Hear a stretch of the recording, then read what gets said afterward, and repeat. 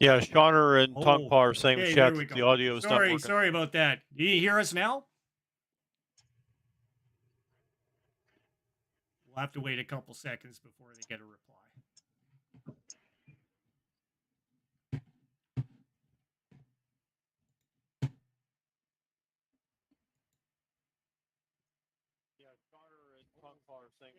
Oh, there we go. Yep, got it. Do you hear us now? I think that worked. Okay, good. Had to turn that off. Okay. Huh. Shall we start that over again? Yep, just slightly? Do you hear us now? Slightly. Okay, let's pause that over there. Oh, man. Yeah, technical difficulties. Wonderful. All right. Yeah, let's salvage this again here. All right, so let's start because nobody heard anything anyway. So let's do this. All right. Welcome. Sorry about that, folks. We will edit this later. Srick from 28mm RPG. We have Gordo down below here. He's playing Atos. Spencer over here is playing Rye, and down in the whoop. Man, this is so hard. It's so awkward to be pointing at stuff. Josh down below here is playing Cobb, the bounty hunter, and thanks for tuning in for the Shadows of the Stars. So, like I said, there's going to be some technical issues until we get things sorted out here, but I think we got it now. So, I gave Spencer a little bit of a rundown of what was happening on from a recap. So that's basically almost all that you missed, except for the fact that right now he woke up on what looked to be something of an operating table, and he ended up trying to go ahead and grab something out of his mouth, pulling out tubes and stuff. He's got the nurse grabbing his hand, trying to stop him. He ends up pushing her away, and he tries to get himself up onto the table. There's several other doctors around this operating table looking at him like confused, like, why is he up? And all of a sudden, Spencer's legs, Rye's legs give out, and he's on the floor. He grabs up towards the sheet that's off the operating table, pulls it down over on top of him inadvertently, and that's where we're at. The one of the assistants goes ahead and grabs the syringe and starts preparing it, and starts going for your arm. And he ends up grabbing a hold of you and causing you to kind of, get cinched up while he's going in and pushing the needle into your arm. I'm trying to flail it away, trying to use my arms and hit it. Yeah, you're basically kind of stuck with kind of wedged in, and this guy's got a pretty good hold on you. He's I rolled pretty high, so he's got a good grip on you. He goes ahead and gives you a bit of the juice out of the syringe, and you kind of feel a little weird as it starts overcoming you. But it's only momentarily, and like the doctor kind of, the assistant eases up on you and pulls himself away, like, he's waiting for the effects to kick in. But Spencer, you're starting to kind of, like, it's not taking that sort of an effect on you. Like, you're not feeling like you're fully drugged by this.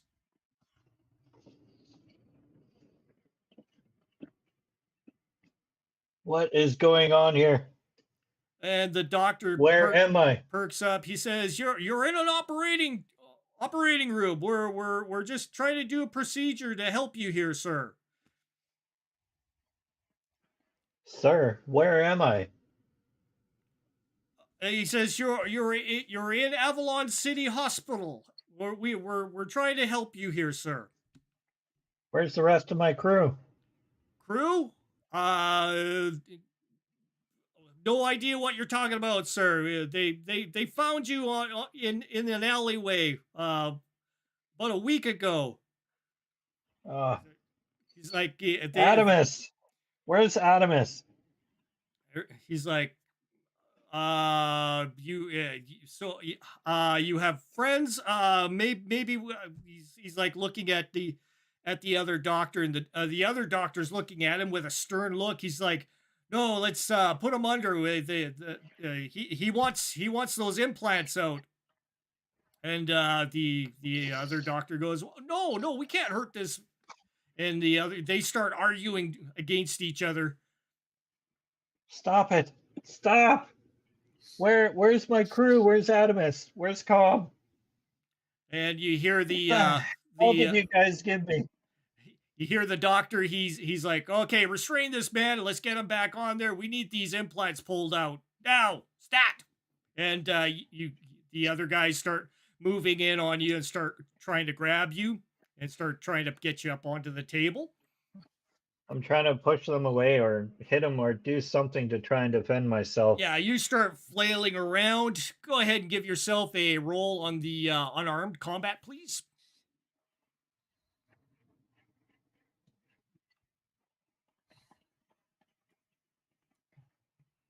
Okay. You are trying, but you seem to be getting restrained fairly easily, and they're like both trying to keep you under wraps on the sheet. They're like grabbing your arm and putting you down, and basically forcing themselves on you and getting you into position. When all of a sudden your vision goes gray, all of a sudden everything goes totally from color to gray. And suddenly, you see that one doctor that said he wanted the implants. His face changes to some sort of some sort of a weird bug-like form. But you notice that the other ones, like the nurse and the other doctor, you don't see their faces change at all. But they're all black and white.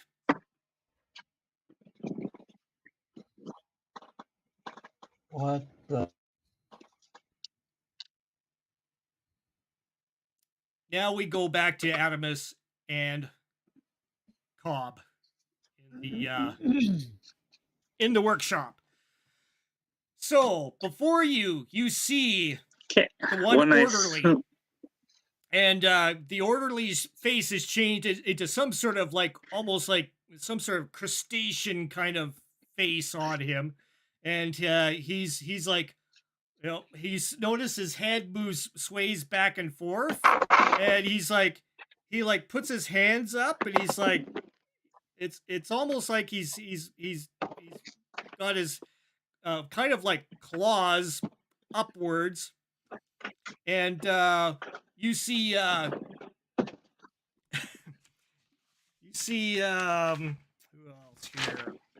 here? So Jack is like,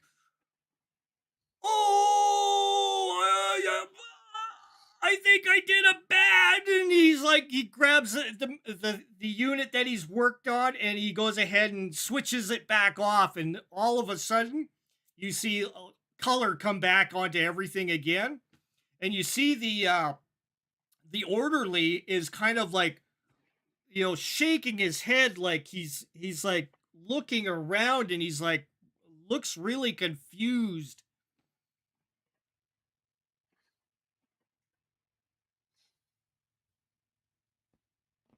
So I immediately kind of recoil backwards, and my eyes wide, and I grab Cobb's wheelchair and pull it back with me, kind of away from this orderly, and I say, Jack, what did you do?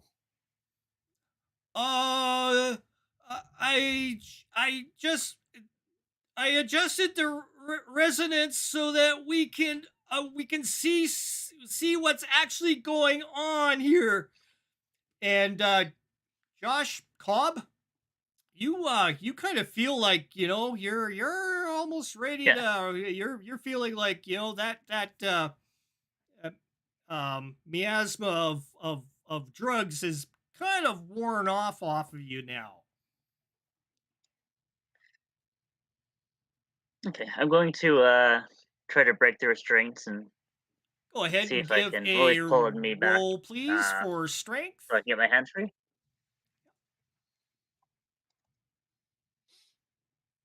Nice.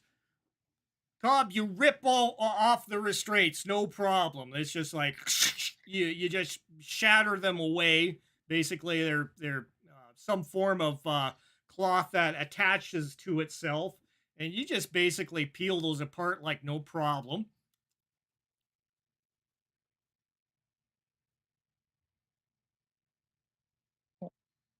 And then I'm gonna see if I can find look around to see if there's any type of like grab.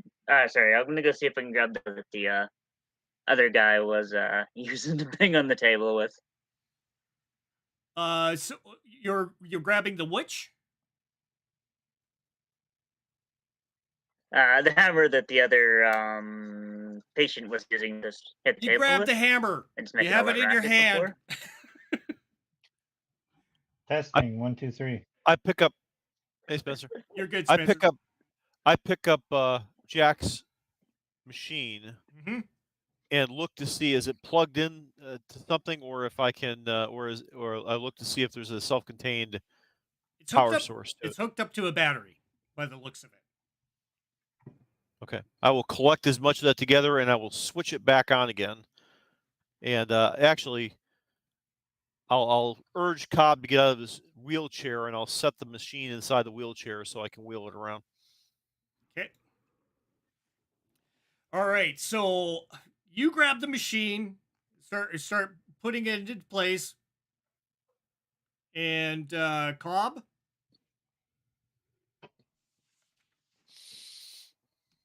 Hammer in hand.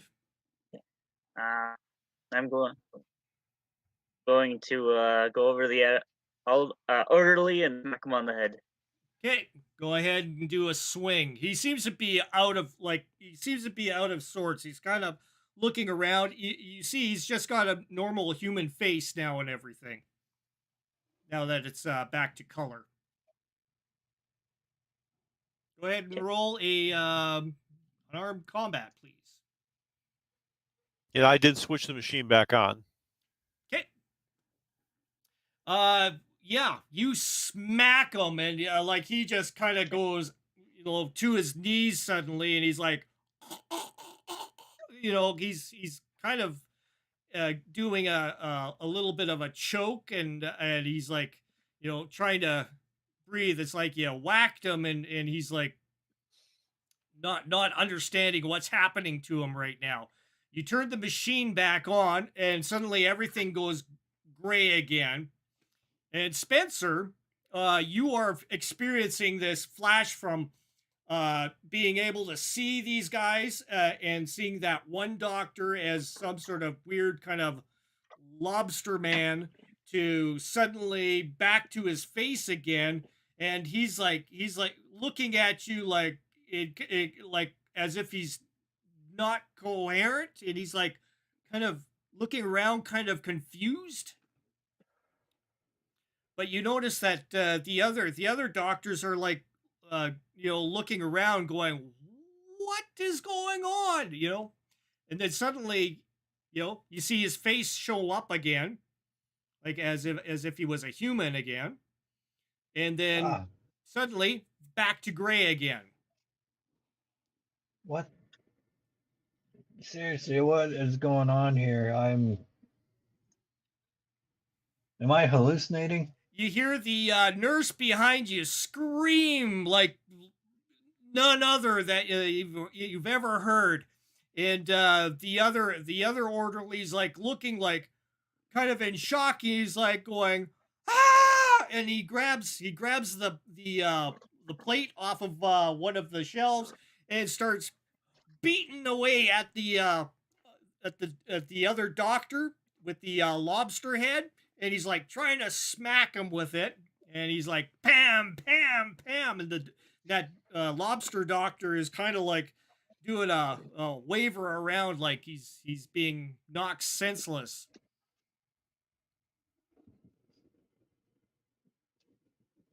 I'm going to see if I can boost the power of this machine, and then I'll continue to switch it on and off every few seconds to try to disorient the non-human staff. But I'll see if I can boost the power.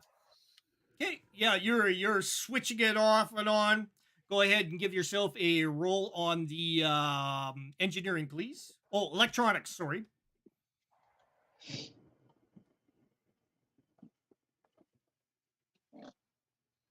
And you think you've tuned it up a little bit, and you see Jack. He's going, I'm not sure if that's the right thing to. Holy man! Okay, and he's as you're tweaking it, and Cobb.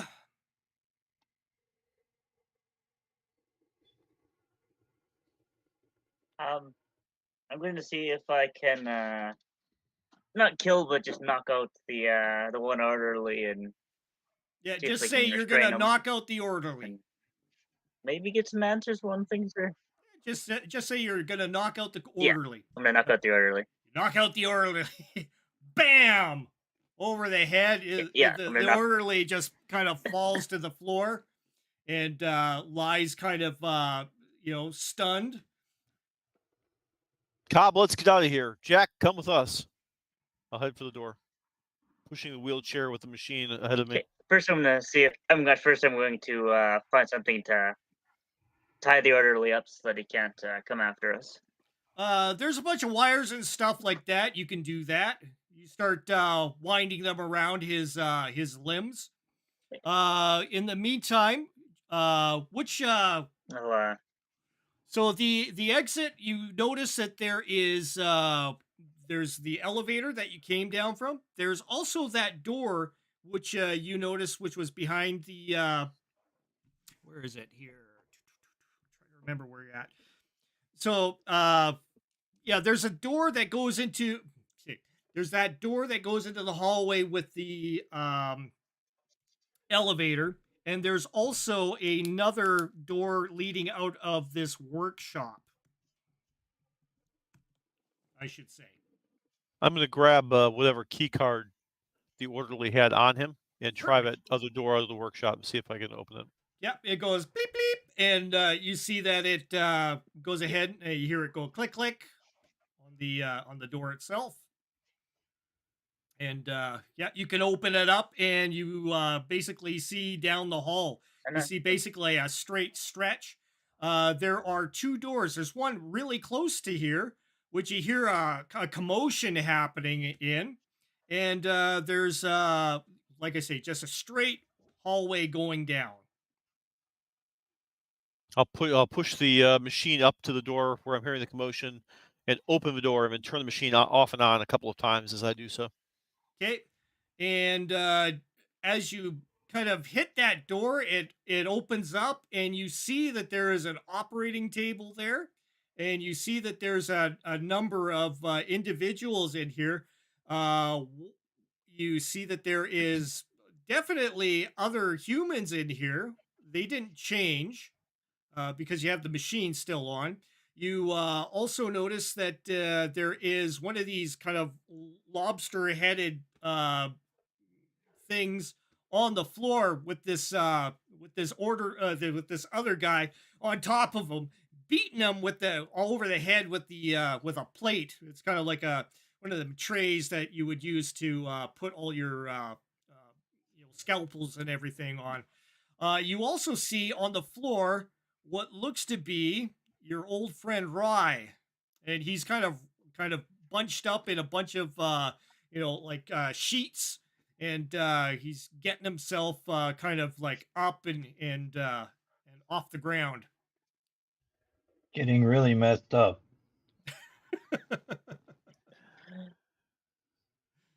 Rise. I'll go over to the.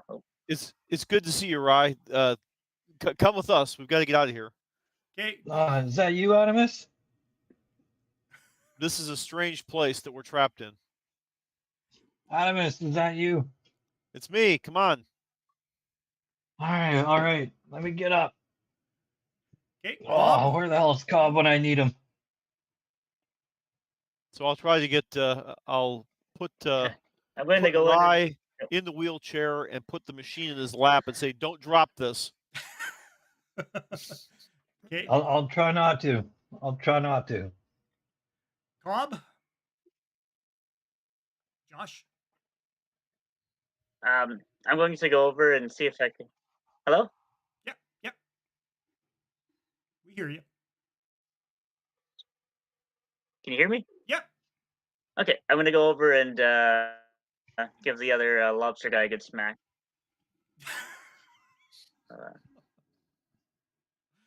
Who the hell were Yeah. these guys? You see Cobb run in there, and he goes ahead and just starts, boom! Goes ahead and gives it a final blow on that thing. That's my boy right there. Get him. You see the nurse is like still freaking out, screaming once again, and the other guy with the plate in his hand, he's like, "What's going on? I don't understand. What's going on? Why is everything looking like this?" This is what I mean by my crew. They're gonna kick your rear now. This is reality, man. We all got to get out of here. The aliens have taken over.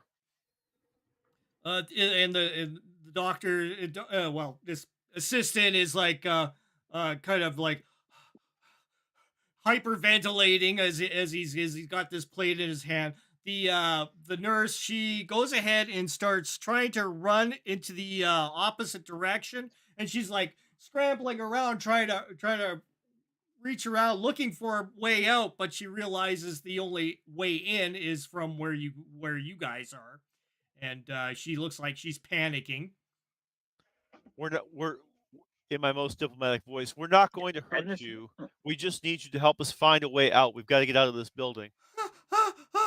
She points in the direction down the hall. I start wheeling Cobb and the machine in the wheelchair toward the door she pointed at. Okay. Start wheeling down. And Rye?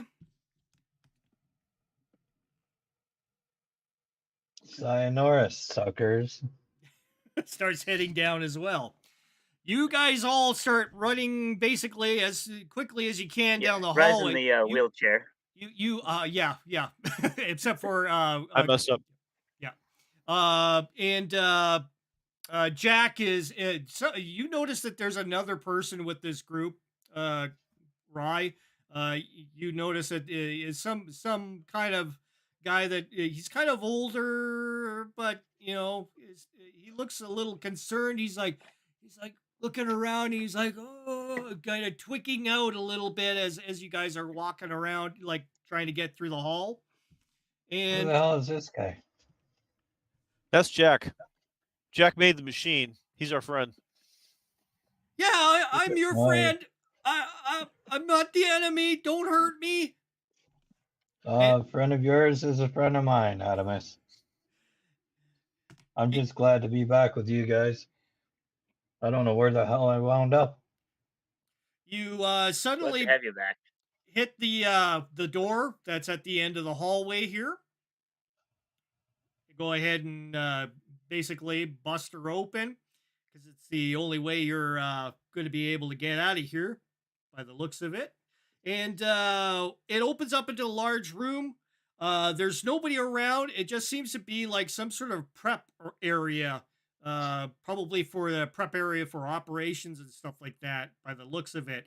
You notice that there is an elevator door right basically just a step away from this spot. Head for the elevator. Keep turning the machine on and off every couple of seconds. Try to keep everybody disoriented. And you hit the elevator. The once again the key card comes in handy, and you end up it ends up opening up wheel on through. And you see there is a keypad here inside the elevator. It's got a listing of numbers all the way down. Language check, please.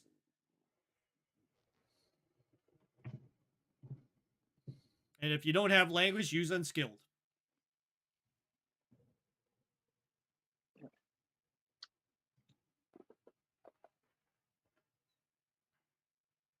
Okay. Adamus is you're kind of you're looking at it and you're not too sure which button you're supposed to press. Rye, you have language. Okay, I'll try and. He seems to be kind of stumped. He's like, Here, let me give it a shot there, Adamus. no problem. You're like, that one.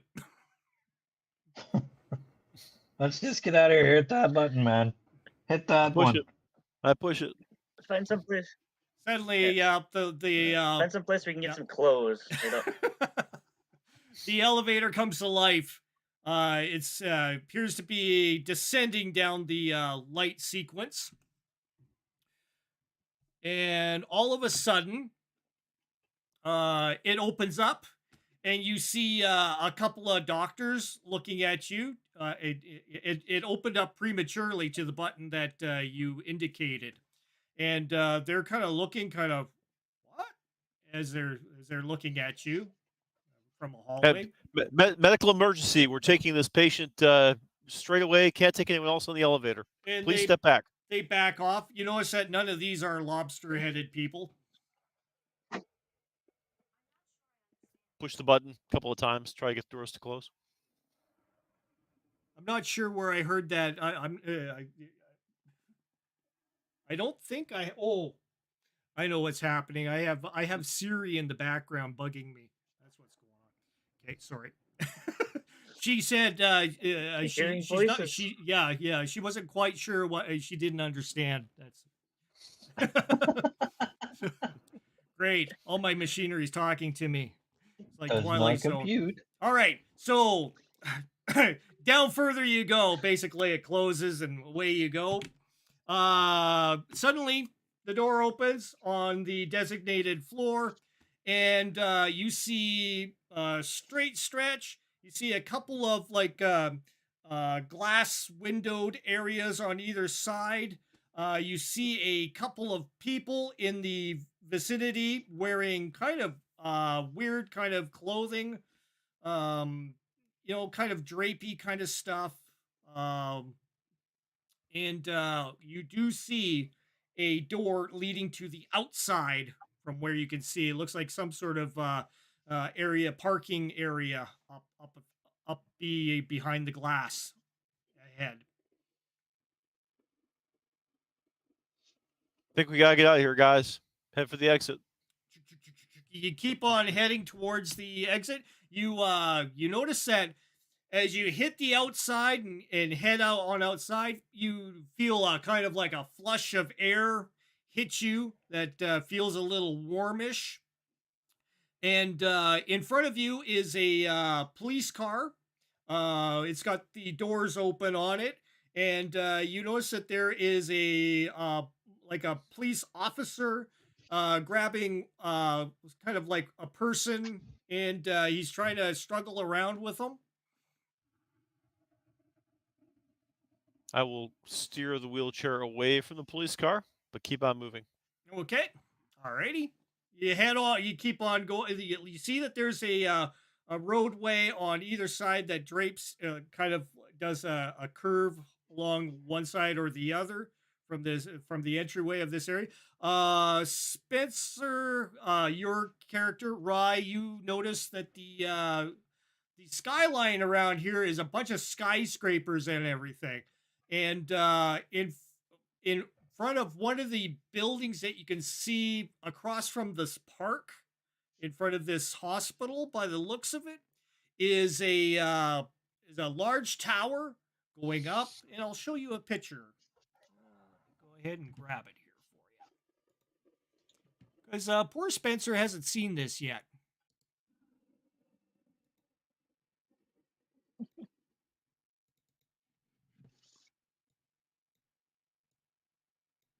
I'll go ahead and share that for you. Oh my God. And you see, Where like, did we end up? a white swirling, blue-white swirling mass up above on top of that tower. Every once in a while, you'll see more of these police cars, like the one that you've seen there, but they are flying through the air. You also notice lots of wheeled vehicles in the area as well. You have basically a parkland in front of you before it hits that big towering building beyond. So, Rye, here's the scoop. Adamus, We're on, where did we end up? Yeah, here's the scoop, Rye. We're on a version of Terra, but it seems to be in the past, and we think are aliens that have taken control here, and they're running the government. The locals can't see that swirling disk of energy in the sky over the building, but that's where the police are. I think that's our ticket home. And Jack is like, Then we need to work our way out of here. What are you guys talking about? I don't understand. What do you mean? He's like looking around, kind of. Jack, you gotta trust us. You gotta trust us. We're gonna get out of here, okay? But you gotta stick with us. Don't flake out on me. Stick with us, Jack. I'm not.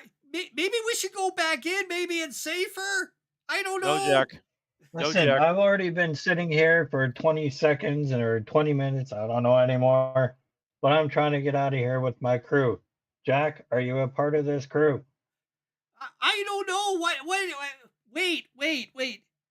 That's right. I don't belong here either. Then stop and we'll get out of here. Work with us. Okay, so where are we going? Out through that hole somehow. Okay, through a hole. Oh, where is it? I don't Right now, You'll see. right now, we got to get off the street and get some regular clothes for everyone so that we're not sticking out, and then we can go to that building. Everybody's got these operating smocks on them, except for Gordo's character. He's the only one that's kind of sort of dressed, more so than the rest of them. As we run along, I'm looking for any other buildings or places that we could, get out of sight for a moment. You're zipping down with this wheelchair and everything, and suddenly you see, there's a couple of easy access kind of doors and stuff. You see what looks to be possibly shops or something. I look for a dry cleaners anywhere there's a dry cleaners. Oh, there's a clothing store. You see like there's all kinds of mannequins and they're kind of in position and they got these fancy clothes on them, kind of drapey and everything. They got these wild hats that are like flowy and everything. Head for that. Yep. Walk in there, clang clang, ping ping, and you hear like the chime go off, ding dong ding dong. And you see this slim build kind of gentleman come forth. He's like, he kind of looks at the group of you, kind of like disappointed. I turn the machine on and see if he has a lobster head. You flash it at him, and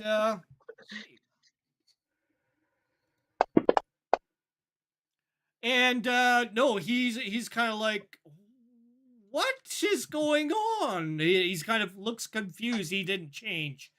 He's just tall and skinny, and he's like looking at you, kind of concerned. As you can see, we're in need of clothing. Can you help us? The register is over there. Please don't hurt me. He's got his hands up. We're not here to hurt you. We're here to get clothing. Take what you want.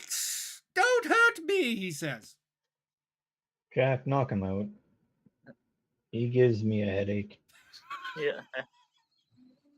I just punch him. I go up to him and just knock him out. Yeah. Thank you, Just Cobb. Thank you. pow! The guy just going lights out. There's a ton of clothes around here. There's a cash register. Looks like some areas in here to go ahead and get dressed in, like change rooms. And I'm gonna break the cash register open and get all the money in case we need it. With the hammer. With the Like hammer. picking out some clothes. Crack, crack. Make it look like a smash and grab. Yeah, the hammer. And and you see Jack going, no, this is reminding me too much of what's going on in the Do workshop. I need to knock you out too, Jack? No. Then stop it. Maybe I'll wear some clothes here. He starts grabbing some stuff off of the mannequin and starts, peeling off his clothes and starts putting them on. There you go. I throw an outfit on too, and I look for any kind of like a bag or a satchel that I can stick the machine in, so I don't have to wheel the wheelchair around. Okay, yeah, you end up finding some sort of designer bag that you go ahead and put everything on in. I'm trying to get out of the wheelchair to see if I can get my legs under me. Yeah, it's you're starting to feel Right. a little bit more normal. Starting to walk around with rickety legs, trying to find clothing. And Cobb? Yeah, I'll grab some clothes and then I'm gonna go around and just kind of break things, make it look like it was a robbery gone wrong. Crash, bang. Just tie the guy up. So Throw the mannequin around. And that's why you're my #1 enforcer, Cobb. and Jack is going, maybe set a fire in the corner. why are you guys making things so messy in here? I thought Most we likely for knocked the you police out. to really suspect us. No, but we're getting close. We get a wheelchair still. Okay. Trust us, Jack. This is how we roll. It usually works out. All right. Where are we going? I think I'm dressed. Home, Jack, home. I'm gonna take the shopkeeper's ID so that we can use that to get in. Okay. To the Okay, no police problem. building. Yeah, I'll make sure just to tie him up, rope him up a little bit more, just to. Damn. just to add insult to injury. Yeah. Okay, yeah. Yeah, tie him up with the mannequin, make it look like he was up to something. Okay. There you go. The I meantime, think he was having a little too much fun. You hear some sirens going off in the outside there. It starts getting louder, and then they dissipate. It sounds like they're heading towards the building that you've escaped from. And you guys are fully dressed, got everything, with you got your handbag with the unit in it, and everybody's got their suave hats and clothing on. I check the back office, see if I can find like car keys or something for a vehicle. Okay, you check the back and you look around and you notice that there's a back door as well. Yeah, you do see some keys, some sort of a device there that looks like it gets inserted into some sort of vehicle. Okay, I'll grab those and go out the back, see if I can find a car. We'll head out there. Head out. You notice that there, as soon as you enter through the back, you can see some sort of it's almost like a covered area. You can see several other of these vehicles in the vicinity. They're all parked, kind of lined up. And you've got the fob. See which one is ours. Yep. Just click buttons until something happens. Yeah, you notice that you suddenly hit something, and suddenly one of the vehicles has these like gull wings that pop out on the sides of it. Nice. Oh, look All at right. that. It's got spinners. Hey, get in the I car. don't know how to drive. Yep, you end up rolling up to it. I'm driving. And what's that? You're driving, Cobb?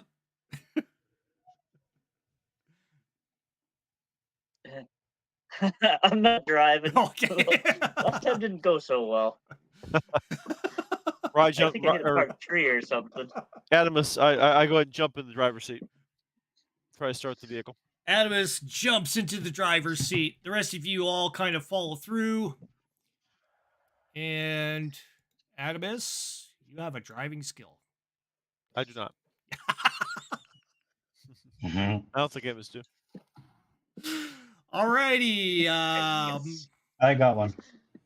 Oh, I give the Man. keys. I give the keys to Cobb then.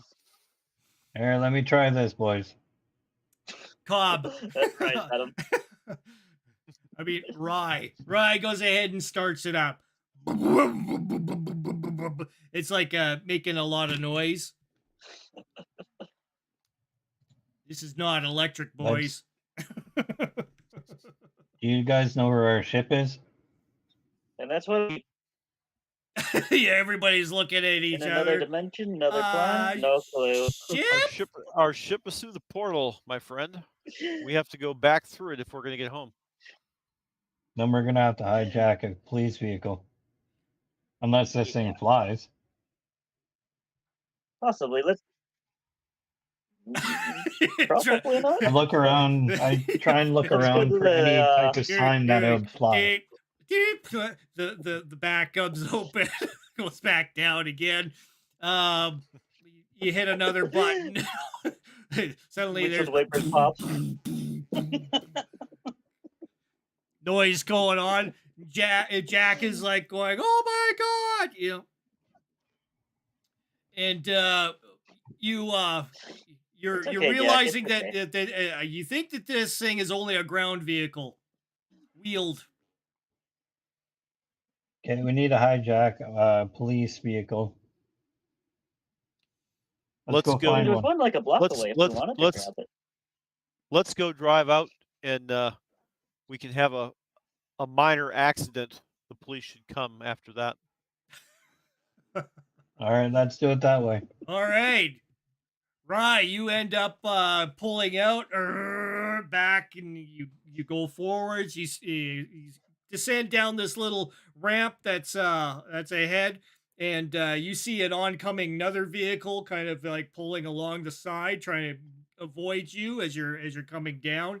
And in front of you, you kind of notice that this gate kind of starts opening up, and you kind of just like plow right through it, basically, and bend it out of shape. And you're heading down the road. You also notice that there's several other vehicles passing down one side, others going along the other side. You have the gist of how this traffic is working. Well, it seems to be, one's going on the right hand side, the other one's going on the left when it's coming onto you.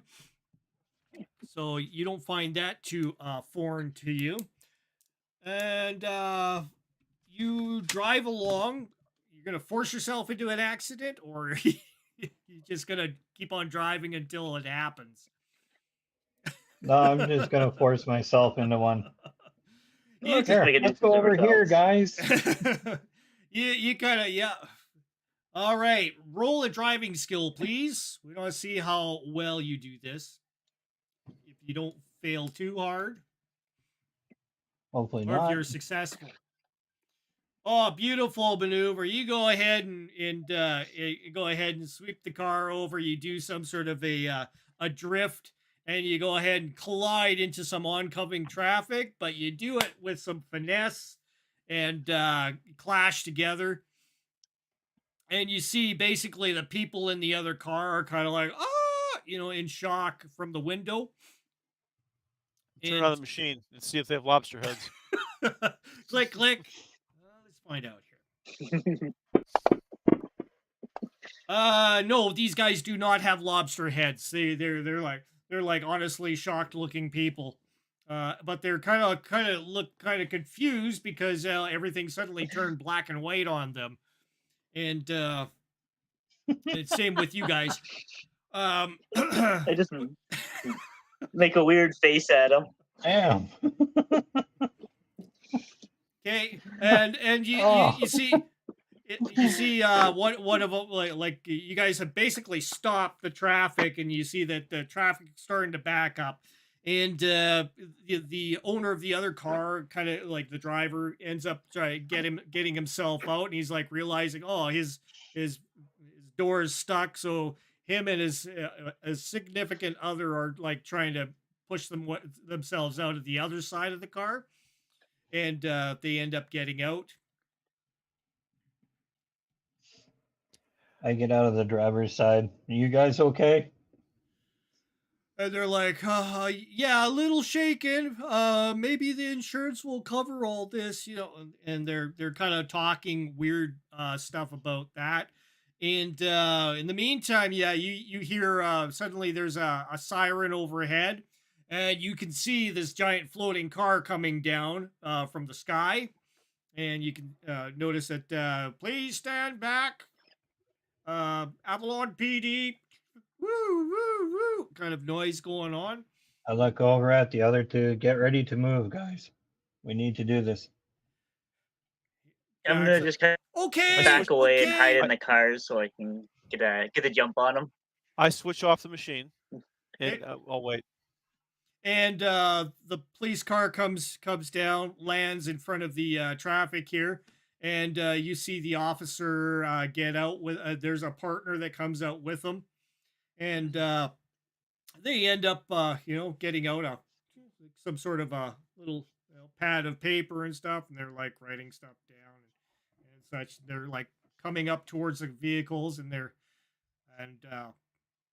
as they're doing so, they approach the one couple, and so the officer starts talking to them. The other officer is kind of casually over by the car, and kind of looking onwards, at you guys, and then back and forth at the other couple. And then he's like, and then he ends up moving over to the one side, and he's got these batons that come out, and he's like waving the traffic over to the to circumvent the accident area. I switch the machine back on. And you see the one who's asking questions, his head turns into a lobster, kind of thing, and suddenly he's it's like looking around like this, going, it's making a bunch of weird noise, and the other officer is waving still. His concentration is totally on the incoming and ongoing traffic, so he's just directing stuff around. I shout, "Oh my God, what's that?" And I point Lobster Man. I try to see if I can get his attention. Yeah. The police officer looks around and goes, grabs his weapon and goes, freeze!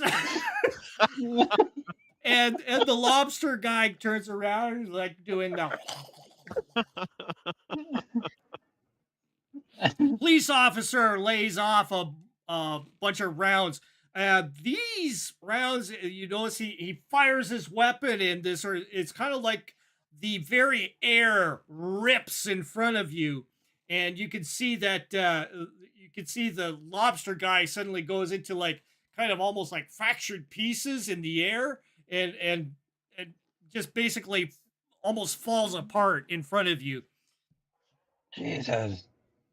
What kind of weaponry do we have here? You guys, let's move. Let's get this vehicle. Let's go. Jackson, you don't want to mess with these mother bleepers. I'm gonna go trying to mess with them. We're trying to hijack. What was that? Josh? I'm gonna grab the other officer's weapon, and I'm gonna grab the other officer's weapon. Okay, the one that's on the ground. The one that's in pieces. The one that's in pieces, yeah, of course. So yeah, you run over, grab the weapon. Gordo. So I will try to make my way over to the patrol car where the officer that's holding a weapon is, and we'll say, that's all. That's enough. And Spencer, Rye? I try and dive into the vehicle, Into the police car or your the car? police car, The police car? Okay. while All right. he's distracted. Okay. So Spencer goes dive into the car. Cobb ends up grabbing the weapon, picks it up. It's basically some sort of a handheld, kind of almost like a laser weapon almost. And Gord, you were heading and I say to the police officer, we're from the government. There's an invasion. We need to take your vehicle now. In my most diplomatic voice. Roll diplomacy, please. I am going to make this it's going to be difficult, but Yeah. Difficult? he's We're from the government. We're here to help. Difficulty for Adamus. he kind of looks at you and he goes, "Okay, sir. Officer Bailey at your service." Chuck. You know, basically. Bailey, get in the car. We got to get up to the top of that building right now. Yes, sir. He goes, and he goes ahead and gets himself, over towards the vehicle. Cobb has the other weapon. Rye, you are in the police car, and Jack ends up, to hell with it, and he ends up going towards the police car as well. And you guys all enter in. He starts setting things up, and he ends up going ahead and pulling the yoke forwards and pulls up, and you can see that the police car ends up going upwards, and he's like, "What the heck is going on here?" He's like looking around, I point at Jack and go, this man is a genius. He knew about the alien invasion and invented this machine that lets us see them for what they are. Are you with us, Bailey? Oh, yeah. That thing was the most ugliest looking son of a bitch I've ever seen. So let's get rid of him, man. It's crazy. I've never seen such things. We gotta find more people we know. can trust. Do you know who they Looks are? kind of tasty. What? 5 more? If that thing's showing other people as being those things, I don't know who to trust around here.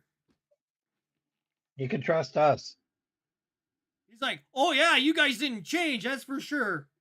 And he's heading. Where are we going towards this thing? He's like pointing. Go to the top of the building. We gotta check it out up there.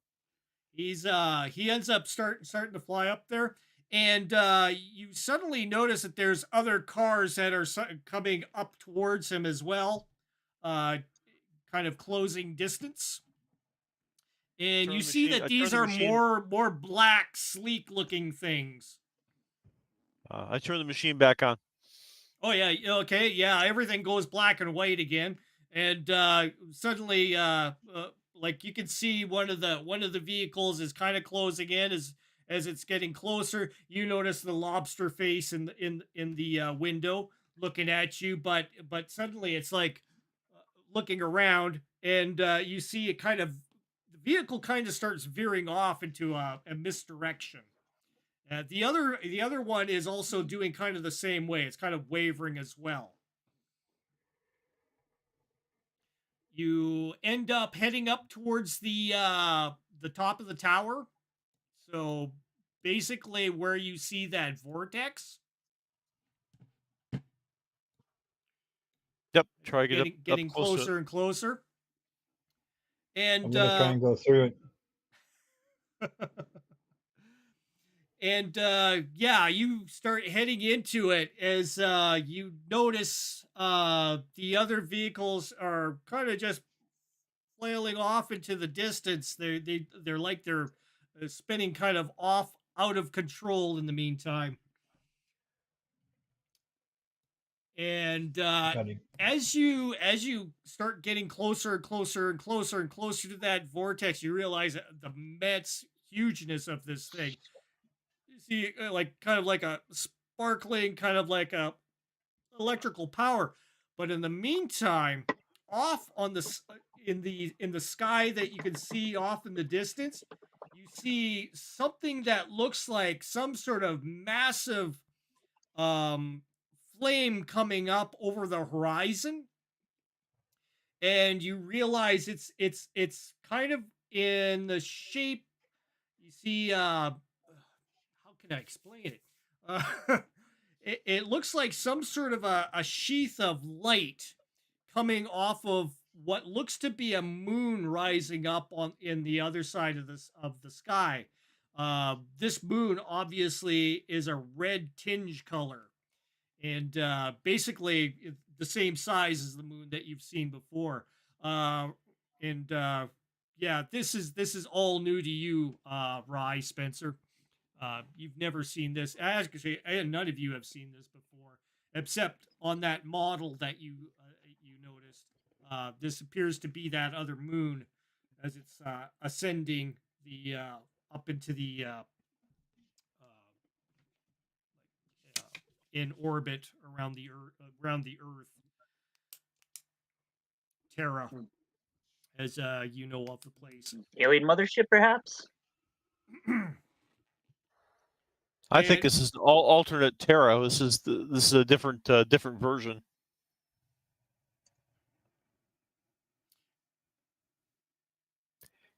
I look to see if I can see where the if the building is generating the vortex. Yeah, from here you can notice that there is no it doesn't seem to be the actual building creating this vortex. It seems to be something within the vortex creating it. As you're looking up into it, you can almost see like another world. Like you're not quite sure. It's kind of like a totally different kind of scene in beyond that hole. Gents, what do You you need to think? try and go through it. Is that the way home? Up and away. Up and away, boys. You Bailey, do you see that thing in the sky? He's thing in the sky. He's like, all I see is the tower, and we're heading towards it. Okay. I point to where the center of the vortex is. Fly that way. Roger that. Fast as you can. Yep, and he goes ahead and boots it, and you guys go right through the vortex. As soon as you cut through the plane of the vortex, suddenly it's like the vehicle itself ascends and then suddenly stops. You're kind of suspended somewhat in the mid-air and suddenly not going anywhere. And underneath you, you notice that there is like a some sort of an array of devices that seem to span about quite a distance below you. And as you're kind of looking down and around the area, you notice that it appears to be like you're on a surface of another world, but you're kind of suspended in midair on it. And this is kind of like a really dark, craggy kind of dark rock that is on the surface of this world. And off in the distance, you can kind of see what appear to be like spires and weird kind of extensions coming off of this world, like the planet itself. And you notice that he's like the pilot Bailey. He's like looking around, kind of like in shock. He's like, "What happened here?" And you can kind of feel that you're not being pulled by the same gravity, and it kind of feels like you're floating almost. I look up to see if I see any familiar stars or constellations in the sky or Terra up there. You look up and you're like seeing a span of stars and everything. You're kind of gauging astrogation.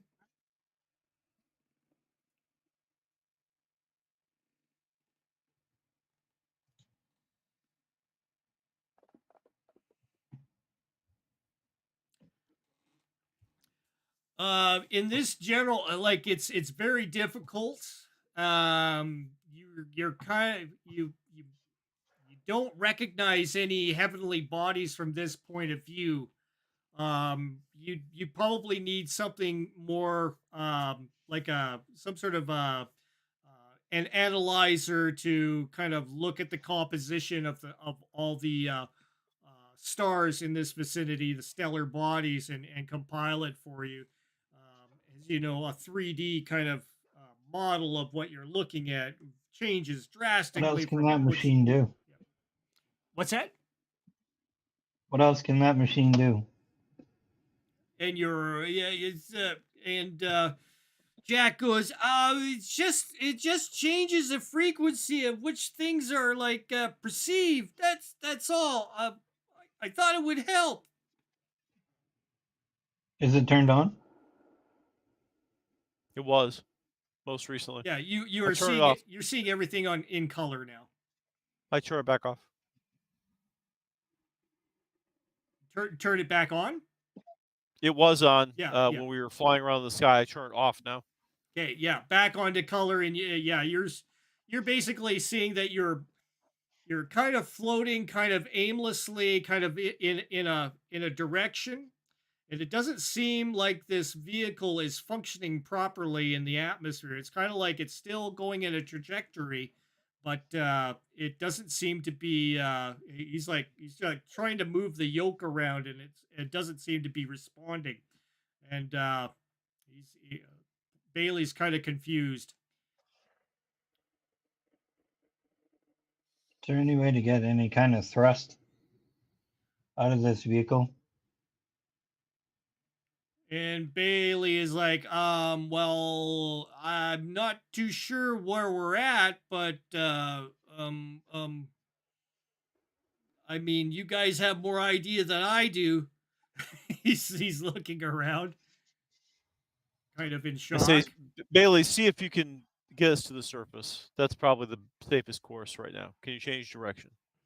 He moves the yoke around, and he's kind of like, he's like, I think we're slowing down, but I'm not too sure.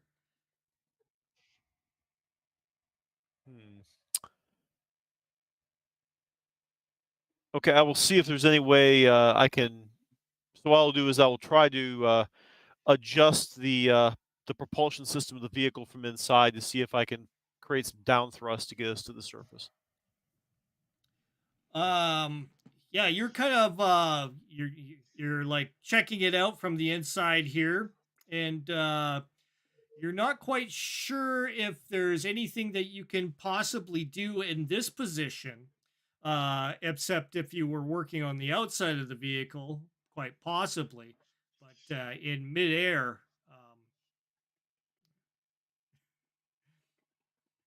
So I will crack a window and see if there's atmosphere. And if there's not, I will roll the window back up. You roll the window down, and you kind of feel your ears kind of decompress suddenly as you do that.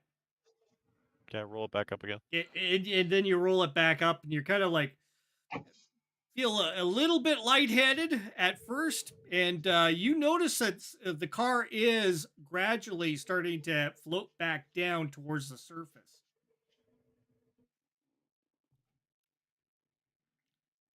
Then wait until we land. Yeah, as you gradually.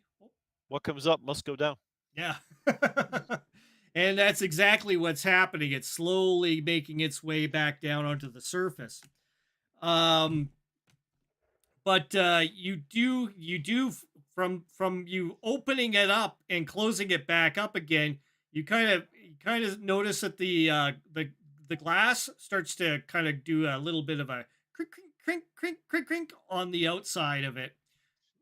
And you notice that there's some fractures occurring on the glass itself. I will try to shore up the glass, see if I can take some material from inside the car and basically make a temporary repair. Try and yeah.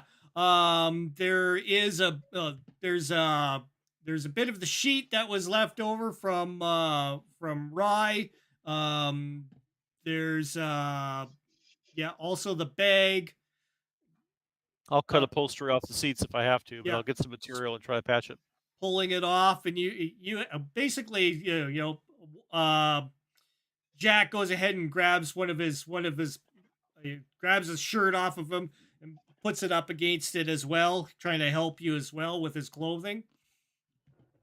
And as you're doing that, the car is slowly starting to descend towards the ground, and in the distance, you can see that there is one of these. You think it looks to be like one of those orbs coming towards you from the distance. And I will show that for everybody who has turned in and hasn't seen this before. That's what they see coming towards them. I will share it for everybody. Once again.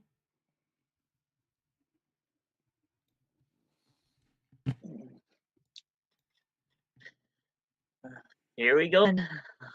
It gets our ticket home, or our doom, one or the other.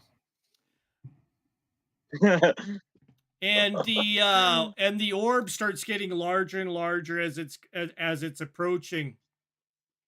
And as it approaches the car, as your car is slowly starting to land onto the ground itself, the orb maneuvers its way up towards the front of the vehicle, and it kind of descends along with the vehicle, almost like it's observing you.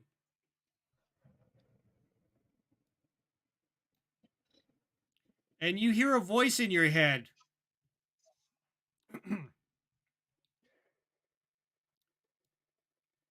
It's almost like it's who. It's almost like it's putting a picture in your head, asking a question. Friend, please send us home.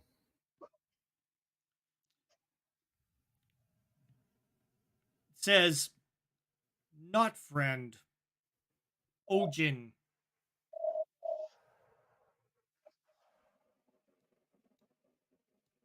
I don't know, 𝙏𝙍𝘼, but I wish you no harm, and I wish no harm to come to myself. I must return to my home. Says in your head once again, 𝙏𝙍𝘼, we are many. Adamus is my name. Pleased to meet you, 𝙏𝙍𝘼.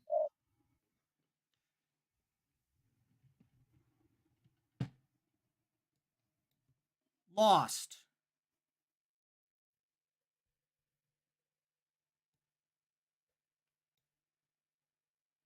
I don't know where we are either.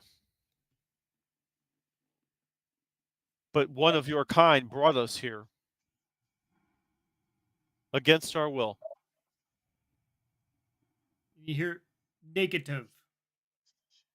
Test.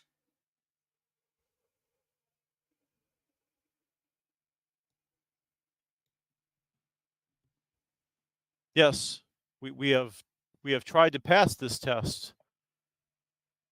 Learning about the world we were brought to. Failed.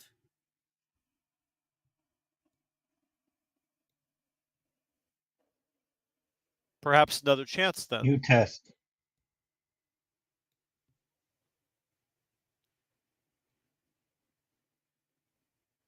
Return. You notice the globe starts getting closer and closer, and it starting to encompass your vehicle. You start to feel that kind of a weird kind of sensation that you felt before on the ship's boat when you first encountered this thing. The rest of you guys, you've seen this before, obviously, and been enveloped by it once, and you feel the whole thing kind of encompass you and start distorting, almost like you feel like your whole flesh and everything is being pulled apart suddenly, and then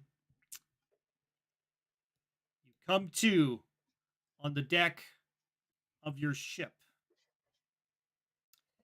On the inside of the ship's boat, the police car is basically in the hangar, and you recognize this area because of you've been in the ship's boat before, and you're kind of like looking around, kind of a little bit confused and dazed, and you can see that Jack is still kind of passed out over beside you. You can also see that Bailey is kind of asleep at the wheel as you come to,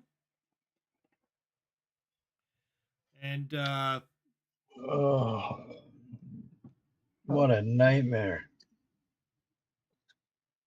It looks like we picked up more strays.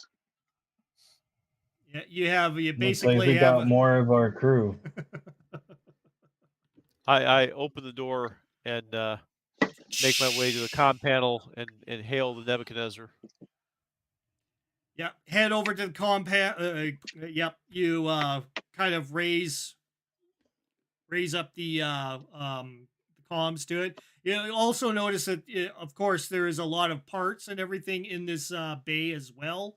Numerous pieces that definitely would help in fixing your maneuver drive down on the surface.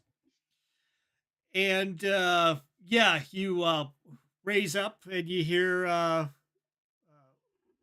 have you guys been? Nebuchadnezzar, Long you story. wouldn't believe us if we told you right now. We will have to do a full debriefing. How long have we been out of contact? A couple hours. Just a couple of hours. Interesting. Like I said, long story. I believe we have a salvage that was required. We are going to return to you. Any hostile threats that we need to be concerned with on our way back to the surface? Not that we see. You should be clear on your approach. There was a little bit of combat that occurred around your area from what we could see from our visuals, but that's all been dealt with apparently.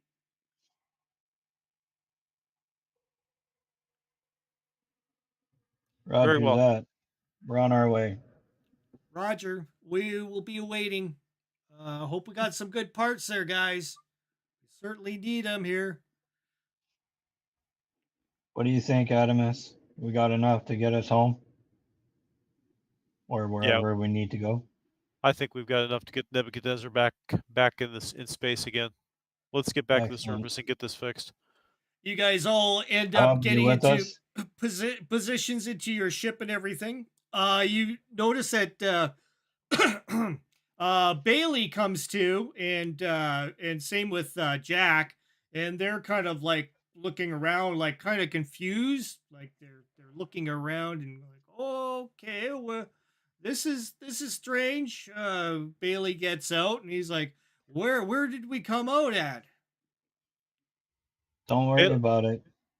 Bailey, welcome to space. We'll explain more later. Space? I show him the porthole. He goes over to the portal. He looks, and he's like,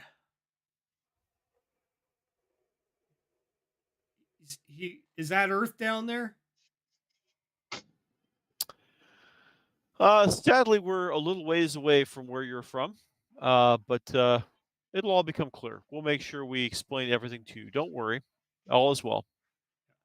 And Jack is like, he's like, this seems kind of familiar, but I'm not too sure.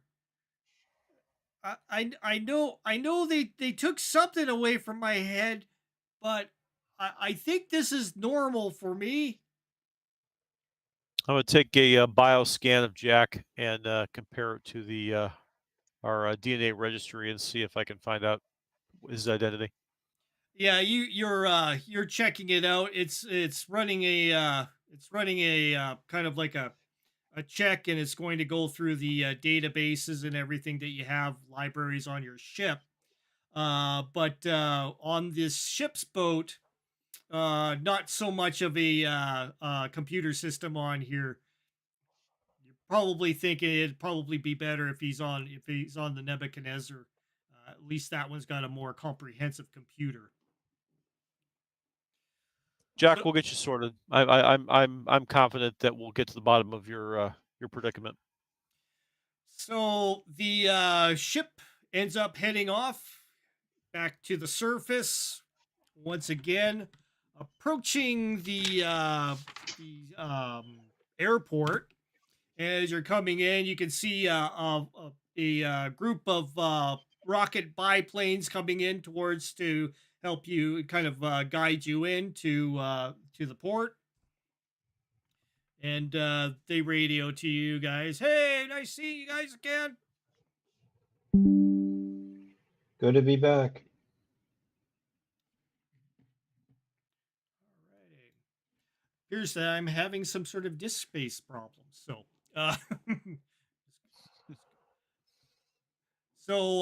It's the orb. It's still affecting us. It's the orb. It's affecting Yeah, me. it's affecting everyone here. My hard drive is filling up. Okay.